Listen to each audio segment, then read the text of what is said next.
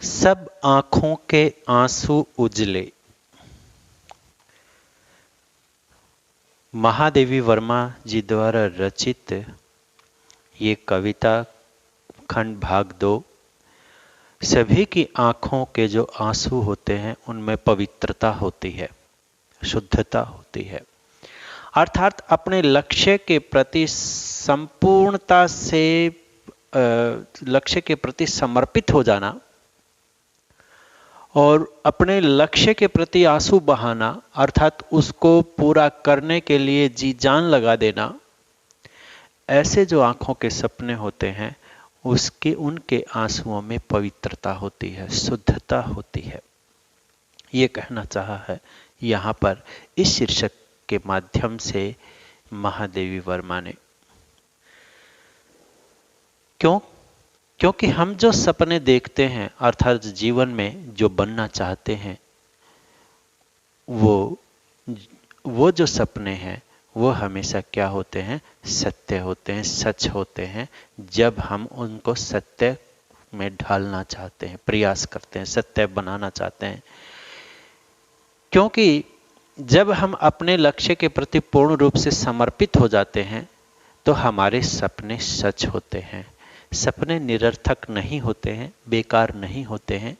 उनके लिए मनुष्य को अपने जीवन में मेहनत करनी पड़ती है, परिश्रम करना पड़ता है। अर्थात जैसे जब प्रभु को, ईश्वर को याद करते वक्त आंखों में आंसू बहने लगे तो समझ लो कि उसकी प्राप्ति हो जाती है। अर्थात कहने का मतलब, जब इतना मेहनत, इतनी परिश्रम हम करते हैं कि लोग आश्चर्य करने लगे कि ये इसने क्या कर दिया, कहाँ तक ये पहुंच गया है, तो वो समर्पण भावना ही क्या होती है? सपनों को सच करती है।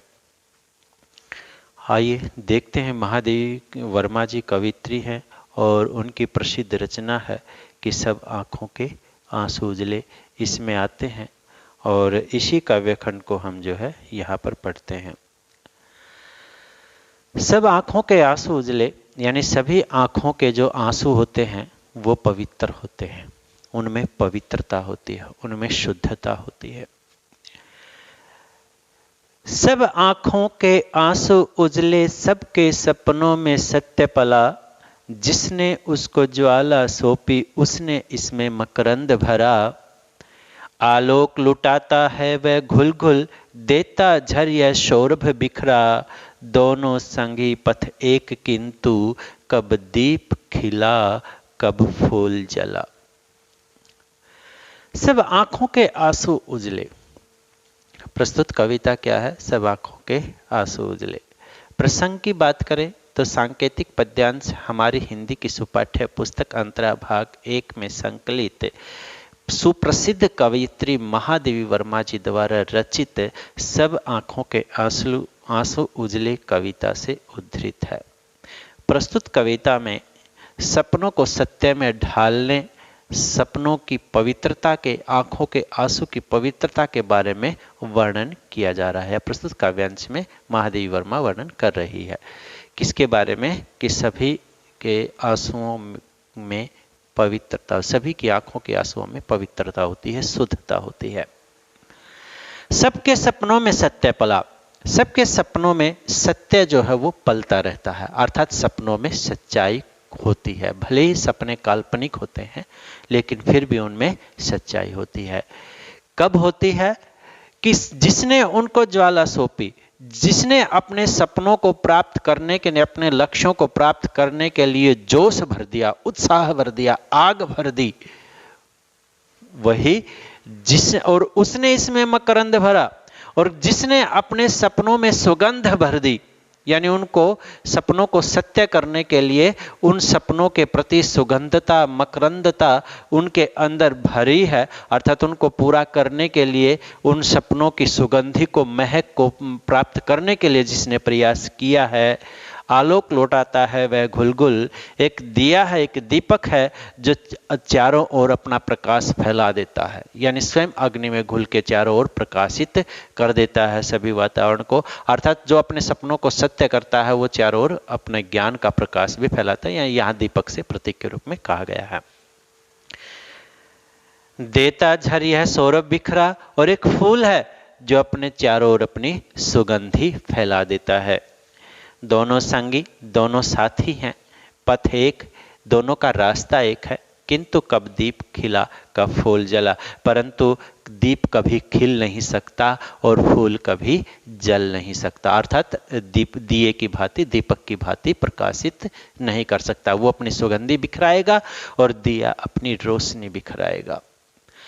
यहाँ विरोधाभास किया गया है कि दोनों साथी हैं और रास्ता भी दोनों का एक ही है, यानी मंजिल को प्राप्त करना। एक अपने सपनों से चारों ओर सुगंधी फैलाता है, एक अपने सपनों में ज्वाला शोभ भरता है अर्थात उत्साह भरता है, और एक खिल नहीं सकता और एक जल नहीं सकता, यानी दीपक की भांति प्रकाशित नहीं कर सकता। अर्थात दोनों की विशेषताएं अलग अलग हैं। यहाँ पर कवित्री महादेवी वर्मा कहती है कि प्रत्येक व्यक्ति का अपना अपना अस्तित्व होता है, अपनी अपनी विशेषता होती है। कोई अपने सपनों में ज्वाला सौंप कर उनको सच कर लेता है, कोई अपने सपनों की सुगंधी बिखरा कर उनको सत्य कर लेता है, जैसे दिया और फूल का माध्यम यहाँ पर दिया गया है। अर्थात कोई अपने सपनों को सच करने के लिए जी जान लगा देता है, कोई अपने सपनों को सच करने के लिए दो तरीके अपनाता है। कोई ऐसा उत्साहित तरीका अपनाता है, जोश होता है, कोई सरलता से अपने सपनों को सत्य करने का ढंग अलग तरह से अपनाता है। अर्थात दोनों का अलग अलग तरीका है सपनों को सत्य करने का।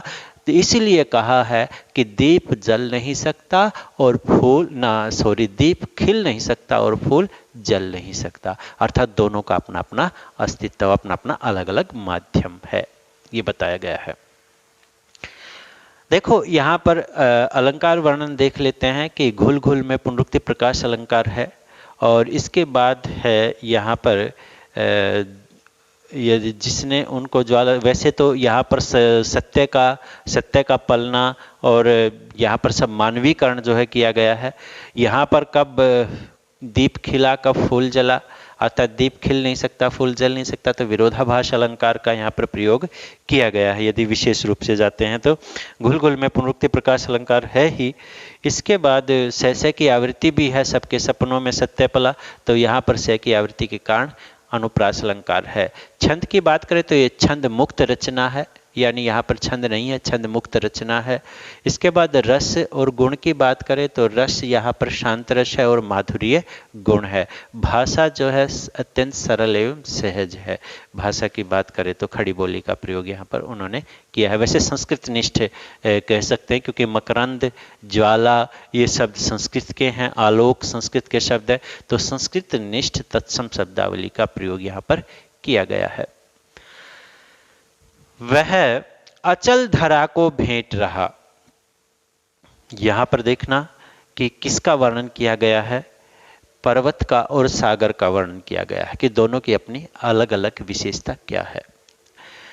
वह अचल धरा को भेंट रहा, शत शत निर्झर में हो चंचल, चिर परिधि बना भू को घेरे, इसका नित और मिल करुणा जल, कब सागर उर पाषाण हुआ, कब गिरि ने निर्मम तन बदला। अर्थात वह जैसे पर्वत यहां पर कठोर स्वभाव वाले व्यक्तियों का प्रतीक यहां पर महादेवी वर्मा जी ने लिया है, और सागर को निर्मल सरल हृदय वाले लोगों को, जो द्रवित हृदय वाले होते हैं, भावपूर्ण लोग होते हैं, उनके रूप में यहाँ पर प्रतीक लिया गया है। यानी दोनों की विशेषता किस प्रकार अलग अलग है। अर्थात पर्वत भी कैसे अपना स्वभाव बदलते हैं और कब सागर जो है वो पाषाण की तरह नहीं बन सकते, ये बात यहाँ पर की गई है। तो दोनों के स्वभाव में क्या विशेषता है। वह अचल धरा को भेंट रहा, वह इस स्थिर धरा को हमेशा भेंट करता है, यानी उपहार के रूप में देता है, शत शत सैकड़ों सैकड़ों निर्झर झरनों के रूप में चंचल होकर। यानी वह पर्वत जो कठोर दिखता है, जो पथरीला है, वो भी सैकड़ों झरनों के रूप में चंचल होता है, वो भी सरलता, दयापूर्ण, करुणापूर्ण जो है दिखाई देता है, बहता है। और इस अचल धरा को, इस स्थिर धरा को क्या भेंट कर रहा है? सैकड़ों झरनों के रूप में अपना करुणा रूपी जल जो है वो बहा रहा है, भेंट कर रहा है। चिर परिधि बना भू को घेरे, और बहुत समय से, प्राचीन काल से ही इस पूरी पृथ्वी को घेर कर उसकी परिधि, उसकी सुरक्षा का घेरा जो है वो बना हुआ है। कौन? पर्वत। इसका नित्य निर्मिल उर्मिल करुणाजल, इसका जो है नित्य माने प्रतिदिन उर्मिल करुणाजल, करुणा रूपी, दया रूपी जल निरंतर जो है उर्मिलता यानी दयालुता प्रदान करता रहता है।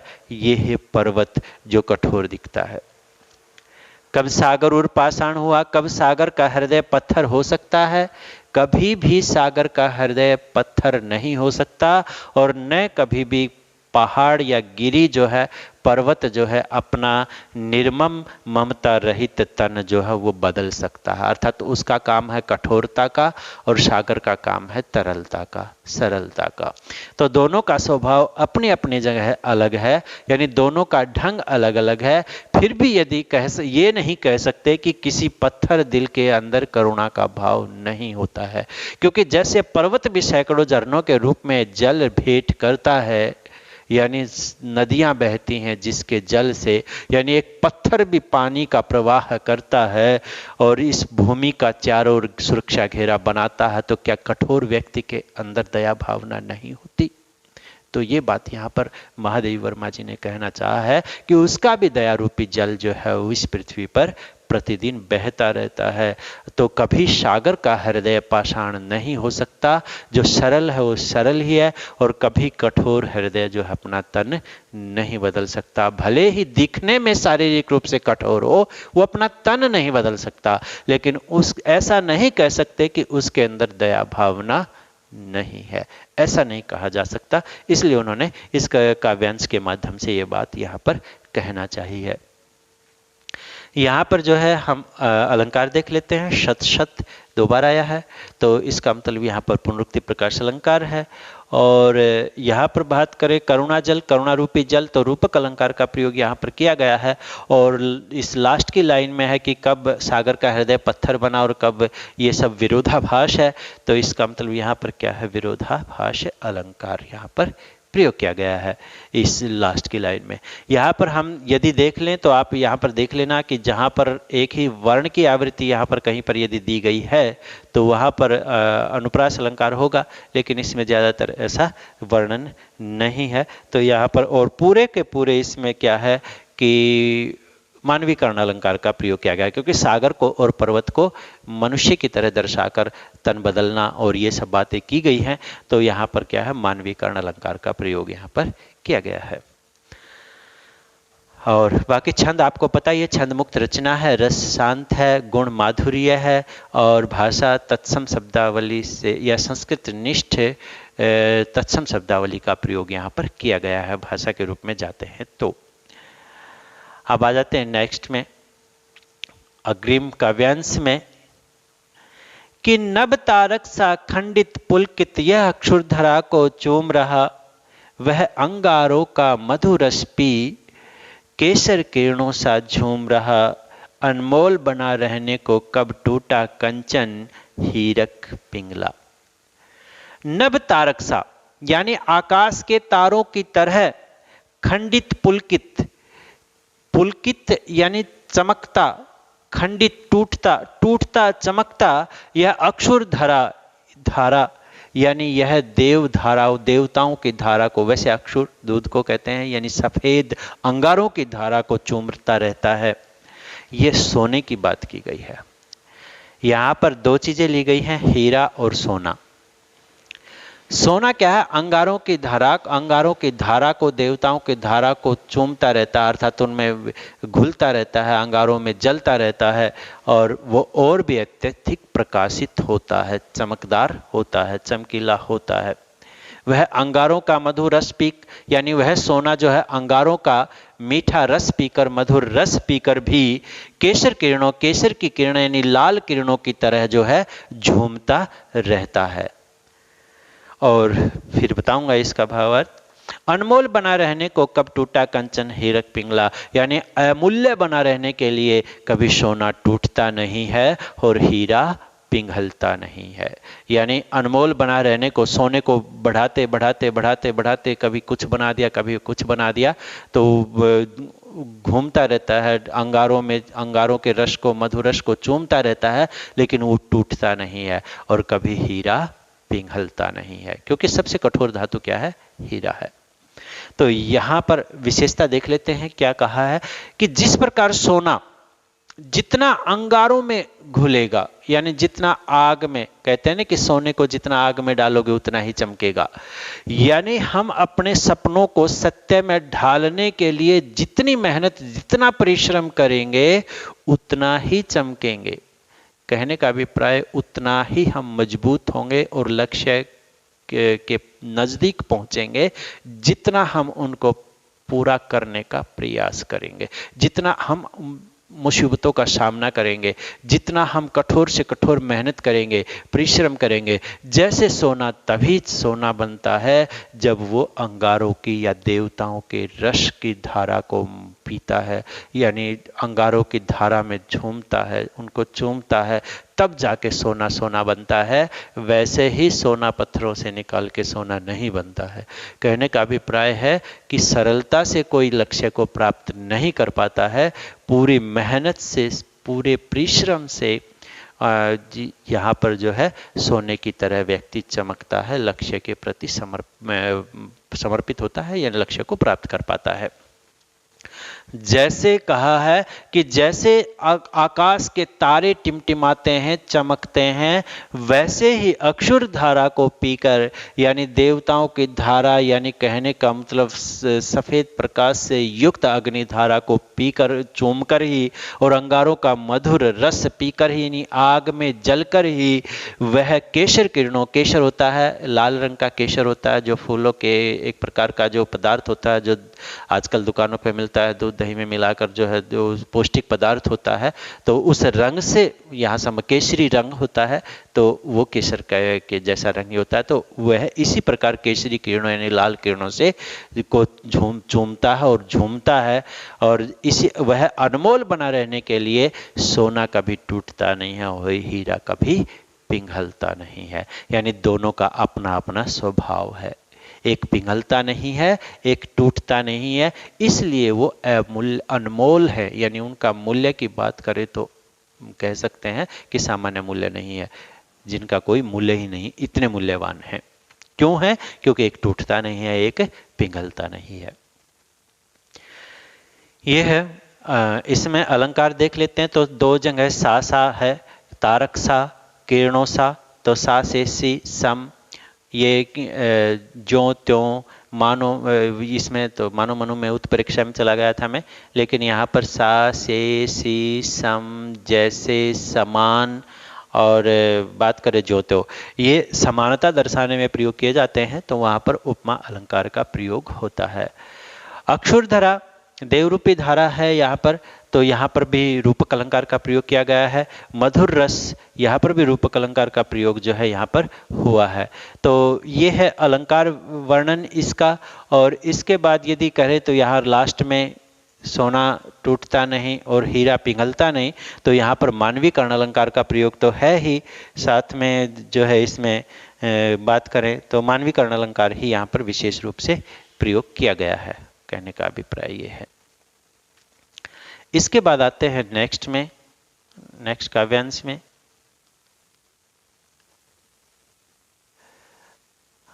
हमने पढ़ लिया है हीरा और सोने के बारे में कि किस प्रकार दोनों के स्वभावगत विशेषताएं अलग होती है।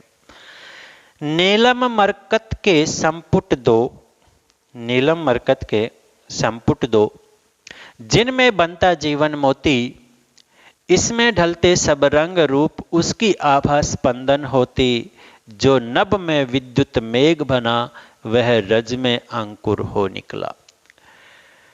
नीलम मरकत के संपुट 2। नीलम होता है एक अमूल्य पत्थर होता है, और मरकत पन्ना होता है। ये दोनों, ये भी पत्थर ही होता है, एक मणि ही होती है।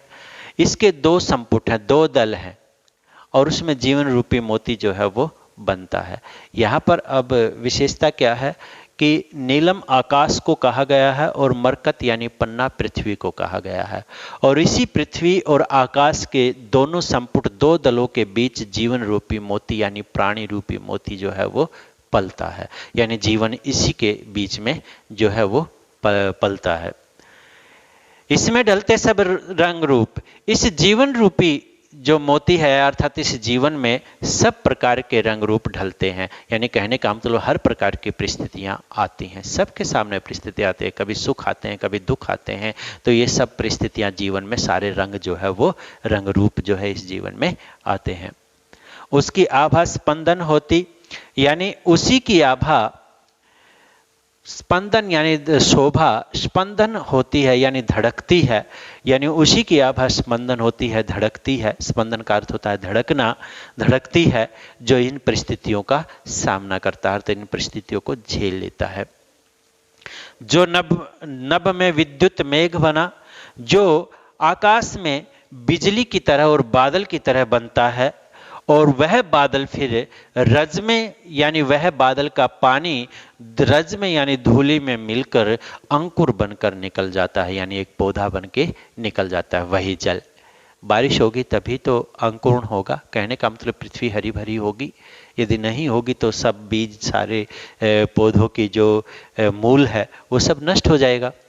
तो इसलिए यहाँ पर कहा है कि जब जिसने अपने हृदय में बिजली की तरह उत्साह, तेज जो है उत्पन्न कर लिया है, और जो बादल की तरह करुणामय जल से युक्त है, उसी का जल आगे जीवन में विस्तार देता है। अर्थात कहने का मतलब इस भूमि को, इस संसार को अंकुरित करता है, अर्थात उसके जीवन में खुशियां आती हैं, तभी आती हैं जब या तो बिजली की तरह जोश या बादल की तरह करुणामय दयामय जल भरा हो। वैसा ही यहाँ पर कहा गया, और वही अपने सपनों को सत्य कर पाते हैं। इसलिए कहा है कि नीलम और मरकत, यहाँ पर नीलम भी मणि है, पत्थर है, और मरकत पन्ना भी पत्थर है। दोनों पत्थरों के बीच जीवन रूपी मोती जो है वो बनता है, यानी यहाँ पर आकाश और भूमि को नीलम और मरकत कहा गया है। नीलम नीला आकाश है, और मरकत मणि जो पत्थर होता है वो भूमि जैसे ही रंग का होता है, तो इसलिए दोनों पन्ना और नीलम की बात की गई है। दोनों को प्रतीक रूप में यहाँ पर लिया गया है, और दोनों के रूप में बीच में जीवन जो है वो पलता है, इसलिए यहाँ पर नीलम और मरकत का उदाहरण लिया गया है। और इस जीवन में सभी प्रकार के रंग रूप आते हैं, सभी प्रकार की परिस्थितियाँ आती हैं, और उन्हीं परिस्थितियों में जिसकी शोभा स्पंदन होती है, जिसकी धड़कन बनती है, जो अपने लक्ष्यों को जिसके हृदय में धड़कते हैं, प्रतिदिन याद रखता है, वही जो है पूर्ण कर पाता है। और इस आकाश में, इस नभ में जो विद्युत के बन जाता है, अर्थात बिजली की तरह जिसमें उत्साह होता है, और जो बादल बनकर, बादल का पानी बनकर जो इस रज में, जैसे बादल जो है वो फिर जल बनकर इस पृथ्वी पर गिरता है और फिर उससे अंकुर पैदा होता है, वैसे ही करुणामय जल उसका जो है इस भूमि पर जो है उत्सर्जन करता है, विस्तार करता है। तो ये यहाँ पर बताया गया है। इस पर देख लेते हैं कि इसमें कौन कौन से अलंकार यहाँ पर प्रयोग किए गए हैं। जीवन रूपी मोती यहाँ पर प्रयोग किया गया है, तो रूपक अलंकार का प्रयोग है। रंग रूप में अनुप्रास अलंकार का प्रयोग किया गया है। विद्युत मेघ यहाँ पर प्रयोग किए गए हैं, तो इसमें जो है विशेष विद्युत और मेघ की बात करें तो यहाँ पर मानवीकरण अलंकार का प्रयोग यहाँ पर किया गया विशेष रूप से। बाकी दूसरा अलंकार यहाँ पर और कोई है नहीं। अनुप्रास, मानवीकरण और रूपक अलंकार जीवन मोती में ये है। तो ये था अलंकार वर्णन इसका। इसके बाद मैंने छंद बता ही रखा है, छंद मुक्त रचना है, रस शांत रस है, और यहाँ पर जो है गुण की बात करें तो माधुर्य गुण है, और भाषा संस्कृत निष्ठ तत्सम शब्दावली का प्रयोग किया गया, क्योंकि बहुत सारे संस्कृत के शब्द यहाँ पर उन्होंने मरकत, नीलम, स्पंदन, विद्युत, ये सारे अंकुर, ये संस्कृत के शब्द यहाँ पर लिए गए हैं। अब आ जाते हैं नेक्स्ट काव्यांश में। संस्कृति के प्रतिपग में संस्कृति के प्रति पग में मेरी सांसों का नव अंकन चुन लो, मेरे बनने मिटने में नित अपनी साधों के क्षण गिन लो। साधो है ये, यहाँ पर ओ की मात्रा नहीं है। जलते खिलते बढ़ते जग में घुल मिल एकाकी प्राण चला, सबके सपनों में यानी सपने सपने में सत्य ढला। संस्कृति सृष्टि के प्रत्येक पग में, प्रत्येक जगह पर, प्रत्येक स्थल में, प्रत्येक कदम पर मेरी सांसों का नव अंकुन यानी मेरी सांसों का, मेरे प्राणों का नया अंकुर, जो नया अंकन जो है, नई जो रचना है, नई जो भाग है, उसको चुन लो, उसको ग्रहण कर लो। महादेव वर्मा जी ने यहाँ पर यह कहा है कि संसार की सृष्टि के प्रत्येक कदम कदम पर मैंने जो अनुभव किया है उस अनुभव को ग्रहण कर लो, उसको एहसास कर लो, और मेरी सांसों का, मेरे प्राणों के नव अंकुन को यानी उसमें से कोई नया अंकन, नया कोई भाग वो है, उसको ग्रहण कर लो। मेरे बनने मिटने में नित अपनी साधक के अक्षण गिन लो। मेरे बनने में मिटने में अर्थात संवरने में और बिगड़ने में जो भी प्रतिदिन जो अंतर है उसमें अपनी सफलता के जो पल हैं उनको चुन लो, उनको गिन लो कि हमने कितना कहाँ तक सफलता प्राप्त की है और मैंने कहाँ तक सफलता प्राप्त की थी, तो उन दोनों का अंतर जो है वो देख लो। और जलते खिलते बढ़ते जग में इस जलते खिलते अर्थात जोश से युक्त, उत्साह से युक्त फूल की तरह खिलते हुए, प्रसन्नचित होते हुए इस आगे बढ़ते हुए जग में घुल मिलकर यानी घुल मिलकर मनुष्य रहकर एकाकी प्राण चला अर्थात एक अकेला ही संसार से चला जाता है। अर्थात यहाँ बताने का अर्थ क्या है कि इस संसार में अपने कुछ निशान, अपने कुछ चिन्ह, इस जलते हुए इस खिलकर जलकर या खिलकर अपने निशान चिन्ह, कहने का मतलब परिश्रम करके, मेहनत करके या करुणा रूपी अपने जल से, अपने नेत्रों से, अपने हृदय से इस संसार में अपनी पहचान छोड़कर मनुष्य अकेला ही चला जाता, अर्थात और कुछ साथ नहीं जाता है। उसका परिश्रम, उसकी मेहनत, उसका दया भाव वो इस संसार में जो है घुल मिलकर रहता है, यानी चिन्ह रूप में रह जाता है। सपने सपने में सत्य ढला, प्रत्येक व्यक्ति के सपने में सच्चाई जरूर होती है यानी ढलती है, यानी सच का अंश जरूर होता है। प्रतिपक पैपे की आवृत्ति है तो यहाँ पर अनुप्रास अलंकार का प्रयोग किया गया है। इसके बाद यदि बात करें तो मानवीकरण अलंकार का प्रयोग यहाँ पर किया गया, जलते खिलते बढ़ते जग में, तो यहाँ पर मानवीकरण अलंकार का सही शुद्ध रूप से प्रयोग है। इसके बाद हम देख लेते हैं यहाँ पर पुनरुक्ति प्रकाश अलंकार का और अनुप्रास अलंकार का प्रयोग ही 2-4 जगह पर हुआ है। तो यहाँ पर सपने सपने में सत्य ढला, तो यहाँ पर पुनरुक्ति प्रकाश अलंकार का प्रयोग किया गया है। इसके बाद मैंने अनुप्रास बता ही दिया है। और सपने सपने में सत्य ढला, यहाँ पर सैसे की आवृत्ति भी है, तो इसका मतलब यहाँ पर क्या है। और तय जलते खिलते बढ़ते तो तय तय की आवृत्ति है, तो अंतिम वर्ण भी यदि एक जैसा ही है 2 या 2 से अधिक बार, तो वहाँ पर भी अनुप्रास अलंकार की उद्भव होता है यानी उत्पत्ति है, या वहाँ पर अनुप्रास अलंकार है। तो ये है अलंकार वर्णन। इसके बाद कहते हैं छंद की, तो छंद आपको पता ही है, छंद मुक्त रचना है। रस की बात करें तो शांत रस है, और इसके बाद गुण की बात करें तो माधुर्य गुण है, भाषा संस्कृत निष्ठ तत्सम शब्दावली से युक्त है। तो ये है इसका सप्रसंग व्याख्या, विवरणात्मक ढंग से, व्याख्यात्मक ढंग से मैंने प्रयास किया आपको समझाने के लिए। तो इस कविता को अच्छे प्रकार से समझ लेना है आपको। आपके पास पुस्तकें हैं, उनसे भी एक बार अच्छी प्रकार से समझना है। इसके बाद इसका अभ्यास कार्य आगे देते हैं, क्या क्या आपको करना है। ओके, इतना ही, बाय।